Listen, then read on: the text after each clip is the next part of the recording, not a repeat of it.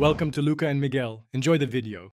In this video, I will explain how to replace a Toyota RAV4 key fob battery. First, gather your essential tools: a small flathead screwdriver and a fresh CR 2016 coin cell battery. It's crucial to have these items ready before you begin. Also, ensure your workspace is clean and well lit. This helps prevent losing tiny parts and makes the process much smoother. A soft cloth can also protect your key fob from any accidental scratches. Now let's open the key fob. Look for a small slot, usually located on the side of the casing. This is where you'll insert your flathead screwdriver. Be gentle as you insert it, applying just enough pressure. Then, with a careful twisting motion, slowly pry apart the two halves of the key fob.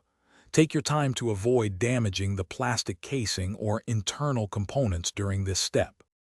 With the key fob open, it's time to replace the battery. First, take note of how the old battery is oriented. Typically, the positive side faces up. Then, use your small flathead screwdriver to gently pry out the old CR 2016 coin cell battery. Now, carefully insert the new CR 2016 battery, ensuring the positive side is facing upwards, just like the old one. This ensures proper functionality. Finally, let's reassemble your key fob. Carefully align the two halves of the casing. Press them firmly together until you hear a distinct click, confirming they are securely sealed. Once reassembled, it's time to test your work.